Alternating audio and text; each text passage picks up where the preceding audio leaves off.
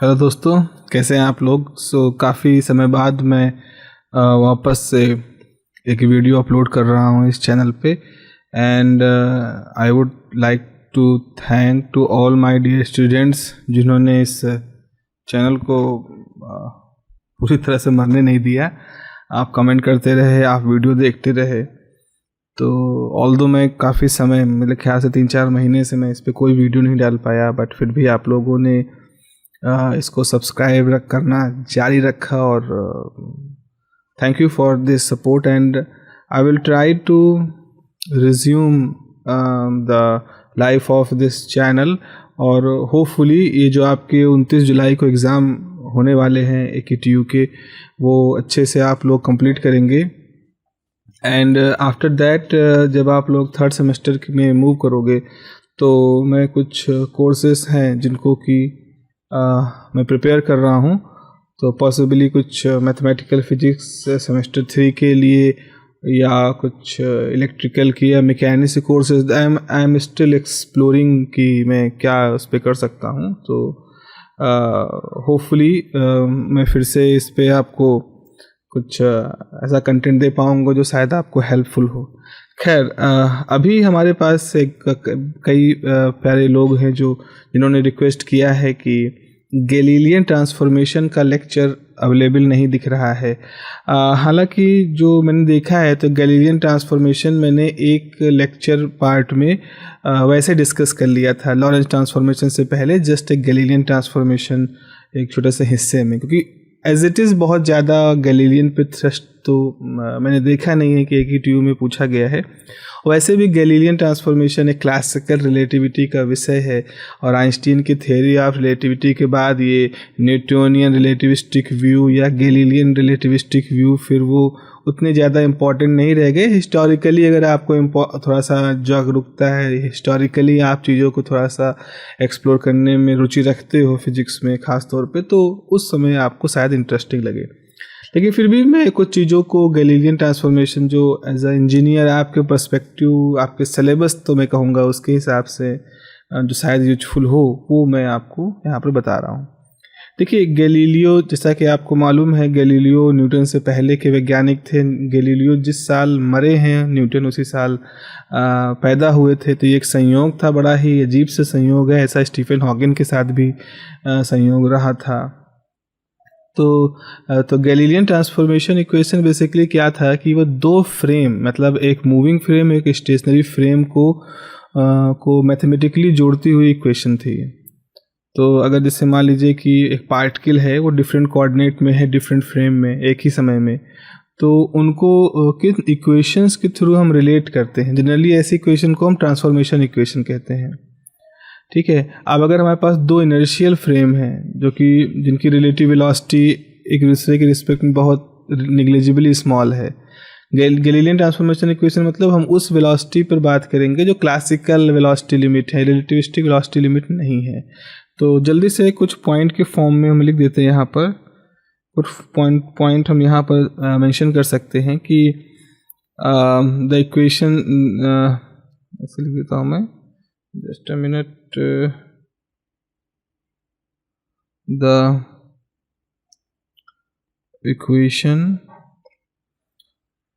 which relate, why this is not good, the equation which relate the coordinate of two frames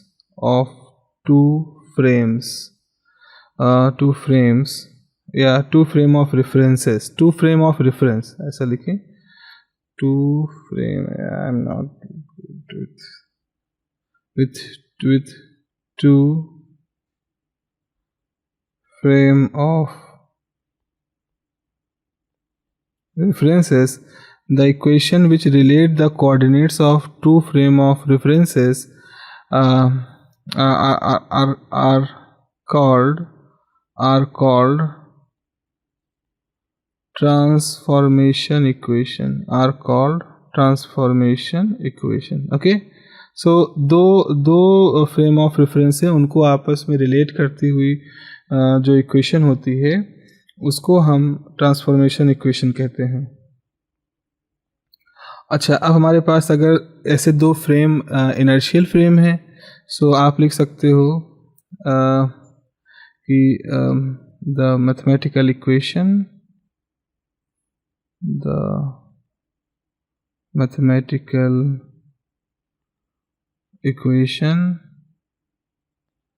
that related coordinates of an object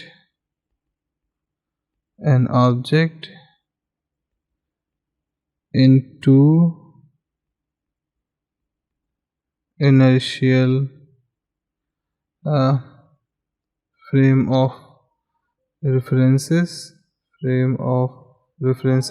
So the mathematical equation that related coordinates of an object in two inertial frame of references is called Galilean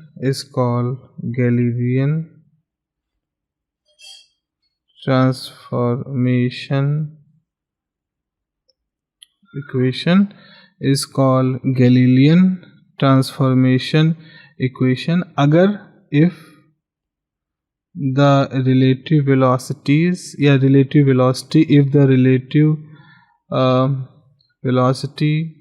of frames is very much less than the speed of light. Okay, इसको मैं underline कर देता हूँ।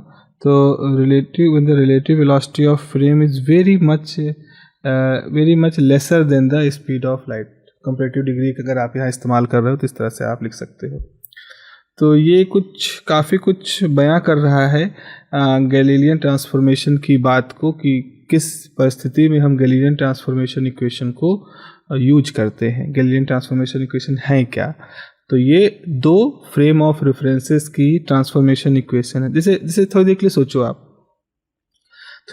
इसको ऐसे सोचो, just a minute, कि आपके पास इस तरह से एक सड़क है। ओके, इस सड़क पर आपके पास एक बस है जो बिल्कुल स्पीड में भागी जा रही है। ये आपकी बस है जो इधर जा रही है। यहाँ कोई माइलस्टोन है जिस पे आप बैठे हो आराम से फुर्सत के लम्हों में। अब इस बस के अंदर भी एक आदमी बैठा हुआ है। इस बस के अंदर ये ब्लू कलर का एक ऑब्जर्वर बैठा है। तो ये जा रहा है वेलोसिटी v से, इसकी वेलोसिटी 0 है, और हमने कहा v कुछ मान लो 50 किलोमीटर की स्पीड से बस चल रही है, तो 50 किलोमीटर प्रति घंटे की रफ्तार से जा रहा है। अब क्या हुआ कि जो बाहर बैठा, अब जब बस के अंदर है वो लगातार जब मूव कर रहा है तो बाहर की चीज़ों को वो अलग तरह से देख रहा होगा। जैसे आप लोग बस पे जाते हो, देखते हो पेड़ पीछे भाग रहे हैं। तो अब ये है आपका, इसको कहेंगे एस डैश फ्रेम, मतलब जो मूव कर रहा है। जहाँ बैठे हो इसे हम कहेंगे एस फ्रेम। ठीक है, तो एस फ्रेम एक फ्रेम है जो स्टेशनरी फ्रेम है, एस डैश एक दूसरा फ्रेम है जो मूविंग फ्रेम है। जो ये वेलोसिटी है कार की, ये वेलोसिटी v है, किसके रिस्पेक्ट में? इस बैठे हुए इंसान के रिस्पेक्ट में। बैठा हुआ इंसान जो है वो बस की वेलोसिटी 50 किलोमीटर प्रति घंटा नापेगा। अच्छा, आप कहोगे कि सर वेलोसिटी तो वेलोसिटी है, किसी के रिस्पेक्ट में क्यों कह रहे हैं? तो जरा एक सिचुएशन सोचो। मान लो ये जो इंसान बैठा है ये भी एक किसी हाई स्पीड ऑटो के ऊपर बैठा है जिसकी भी स्पीड 50, मान लो 30-40 किलोमीटर प्रति घंटा है। तो जब आप इस ऑटो बैठे हुए इंसान के बगल से बस से निकलोगे, तो जब आप बस से निकल रहे होगे बगल से, तो बगल इस इंसान को आपकी स्पीड 50 किलोमीटर समझ में नहीं आएगी। क्यों नहीं आएगी? क्योंकि वो तो खुद भी 40 की स्पीड से चल रहा है। तो अगर ये इंसान 40 की स्पीड से चल रहा है और आप बस में बैठे बैठे 50 की स्पीड से जा रहे हो, तो जब आप एक दूसरे को क्रॉस करोगे तो आपको लगेगा कि आप 50 - 40 यानी 10 किलोमीटर प्रति घंटा की रफ्तार से इससे आगे निकल रहे हो, है ना? तो इसलिए ये बैठा हुआ ऑब्जर्वर बस की स्पीड कितनी महसूस कर रहा है, ये इस बात पे डिपेंड करता है कि आपका ये ऑब्जर्वर खुद भी रुका हुआ है कि चल रहा है। हमने सिंप्लिसिटी के लिए इसको रुका हुआ माना है। तो इनर्शियल फ्रेम ऑफ रेफरेंस की परिभाषा क्या होती है? इनर्शियल फ्रेम ऑफ रेफरेंस वो फ्रेम ऑफ रेफरेंस होता है जो या तो खुद भी वेलोसिटी जीरो के साथ मतलब स्टेशनरी स्टेट में रहे या जिसकी वेलोसिटी कांस्टेंट रहे, नॉन एक्सेलरेटिंग फ्रेम हो ना, उसी को हम इनर्शियल फ्रेम कहते हैं। ओके, तो मेरे ख्याल से ये चीज़ें आपको क्लियर हो चुकी होंगी। तो अब हम यहाँ पर ये एक चीज़ करते हैं कि मान लो हमारे पास एक फ्रेम ये है, एक जो स्टैंडर्ड तरीका है इस डायग्राम को ड्रॉ करने का। तो मान लो हमारे पास एक रुका हुआ फ्रेम है, ये है x, ये है z, ये है y, स्टेशनरी फ्रेम, और यहाँ पर कोई पॉइंट है P, ऑब्जर्वेशन पॉइंट P है। अब क्या हुआ, एक दूसरा ऑब्जर्वर है, जस्ट अ मिनट, एक दूसरा ऑब्जर्वर है जो कि गति कर रहा है, वो आगे आ गया और आगे वो चला गया v वेलोसिटी से, तो उसकी वेलोसिटी v है, उसके फ्रेम को हम कहेंगे s डैश, उसका ऑब्जर्वेशन लेंगे x डैश, ये हो जाएगा y डैश, ये हो जाएगा z डैश। अब अगर आप खड़े हुए हो यहाँ पर, आप स्थिर थे, तो आपसे पूछा जाएगा बताओ p की दूरी क्या थी, तो आप रुके हुए जब p की दूरी को नापोगे तो आप कहोगे p की दूरी भाई x है। x क्यों? क्योंकि आप रुके हुए नाप रहे हो। ओके, जब चलता हुआ कोई व्यक्ति है उससे कहा जाएगा जरा बताओ p की दूरी क्या है, तो p की दूरी कहेगा p की दूरी x डैश है, क्योंकि वो चलता हुआ जा रहा है। अब क्या हुआ कि ये जो s पहले शुरू में s और s डैश एक ही जगह पे थे, लाल वाला आगे चलना शुरू किया तो v वेलोसिटी से t टाइम में चलते हुए ये दूरी इतनी और तय कर गया, है ना। तो अब अगर इस डायग्राम को देखो तो आप यहाँ पर आप कह सकते हो कि for observers in s and s dash frames, the relation may written as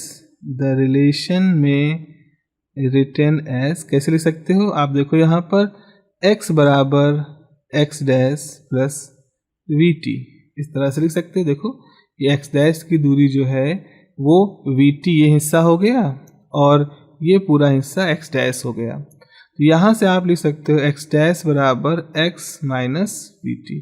तो ये जो इक्वेशन है इसको हम ट्रांसफॉर्मेशन इक्वेशन क्यों कह रहे हैं? क्योंकि इसमें ये जो हिस्सा है x डैश, तो ये किस स्थिति के लिए है? मूविंग स्थिति के लिए। और ये कब है? जब आपकी स्टेशनरी स्थिति थी। तो अगर हम बिना डैश वाली क्वांटिटी जो देखें, तो बिना डैश वाली मतलब जो वेलोसिटी के साथ नहीं मेजर की जा रही वो क्वांटिटी है, और एस डैश जो है वो जो वेलोसिटी के साथ मेजर की जा रही है वो क्वांटिटी है।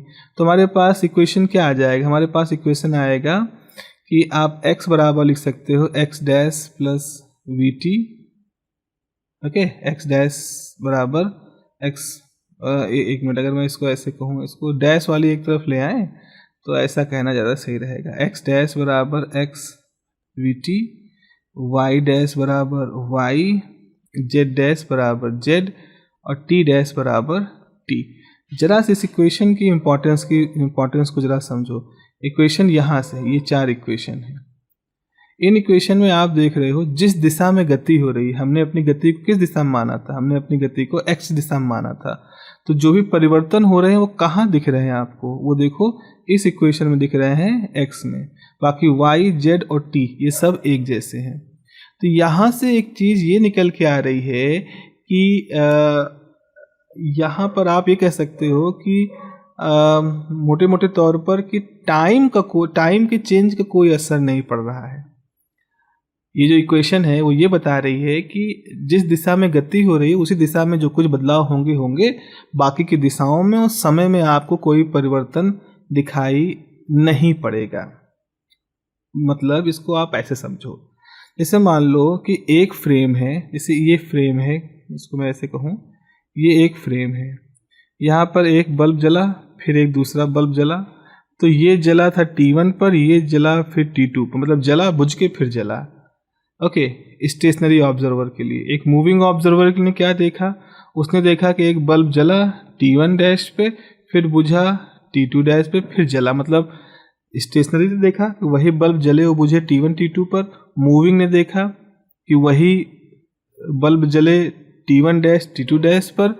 तो ये इक्वेशन, गैलीलियन ट्रांसफॉर्मेशन की इक्वेशन ये कहती है कि भाई अगर आप T2 dash minus T1 dash निकालोगे तो जो क्वांटिटी आएगी, मान लो डेल्टा T आएगा, वो वही होगा जो T2 माइनस T1 के बराबर होगा, यानी डेल्टा T। मतलब अब इसको समझ लो, इसका मतलब ये कुछ ऐसा है कि आप सोचो बगल में एक व्यक्ति है, वो लगातार बल्ब जला रहा है, बुझा रहा है, टॉर्च से ऑन ऑफ कर रहा है, सिग्नल दे रहा है। जैसे आप ट्रेन पे जाते हो ना, तो जो स्टेशन क्लियरेंस करते हैं, वो गाड़ी को पास करने के लिए, ट्रेन को पास करने के लिए झंडा फहराते हैं, बल्ब जलाते हैं। आप सोचो कि वो टॉर्च को ऑन ऑफ कर रहा है, तो वो जो ड्राइवर बैठा है उस ट्रेन के अंदर, उसको लग रहा है कि हर 5 सेकंड में बल्ब जल और बुझ रहा है। और जो स्टेशन क्लियरेंस देने वाला है स्टेशन पर, वो भी बल्ब को 5 सेकंड में ही जला बुझा रहा है। तो इसका मतलब है कि जो चल रहा है उसके लिए भी वो जलना बुझना 5 सेकंड के टाइम डिफरेंस में हो रहा है, और जो रुका हुआ है उसके लिए भी वो टाइम डिफरेंस है। तो सही भी बात है, समय थोड़ी चेंज हो जाएगा। भाई आइंस्टीन से पहले तो लोग यही सोचते थे। तो गैलीलियन ट्रांसफॉर्मेशन इक्वेशन क्या सजेस्ट कर रहा है, इसको बहुत ही क्रिस्प तरीके से लिख लो, तो फिर आज की बात हम यहीं पर फिर समाप्त कर देते हैं। तो ये कहता है कि द टाइम इंटरवल, इक्वेशन क्या कह सकता है, ये कहता है द टाइम इंटरवल, जो मैंने कहा ना स्टेशन मास्टर जो जल बुझा रहा है उसको, the time interval and space interval, space मतलब जगहों के अंतर का, स्पेस इंटरवल कैलकुलेशन या ज़्यादा बेहतर होगा, रंग शायद ठीक नहीं लिया है, या कैलकुलेशन या observation. So the time interval and space interval observations are the same for all inertial frames and relative velocity, और उनके बीच में कोई वेलोसिटी है, and relative velocity does not changes the expression of the result। समझ गए ना, result. तो यहाँ पे ये कह रहे हैं कि सभी तरह के इनर्शियल फ्रेम, चाहे वो चल रहा हो चाहे रुका हुआ हो, एक दूसरे के रिस्पेक्ट में, उनके लिए ये जो टाइम डिफरेंस और स्पेस इंटरवल, इनका कोई फर्क नहीं पड़ता है। तो ये वही चीज़ दिखा रहे हैं कि चाहे T2 डैश T1 डैश निकालो, चाहे T2 T1 का अंतर निकालो, आपको सब बराबर ही दिखेगा। जो कि आइंस्टीन ने कहा नहीं गलत है, आइंस्टीन ने इस बात को गलत कहा था। आइंस्टीन ने कहा था कि भाई स्टेशनरी व्यक्ति के लिए टाइम का इंटरवल और चलते हुए व्यक्ति के लिए टाइम का इंटरवल अलग अलग हो सकता है। तो एक तरह से हम कह सकते हैं जो क्लासिकल मैकेनिक्स और गैलीलियन ट्रांसफॉर्मेशन इक्वेशन थे, वो क्या कह रहे थे, वो ये कह रहे थे कि जो मैकेनिक्स की फंडामेंटल क्वांटिटी है, लेंथ, टाइम और मास, वो रिलेटिव मोशन पर डिपेंड नहीं करते हैं। तो यहाँ पर हम इसको थोड़ा सा अलग करके लिख सकते हैं। तो in general the Galilean transformation equations suggested, क्या सजेस्ट करती हैं, suggested that the three fundamental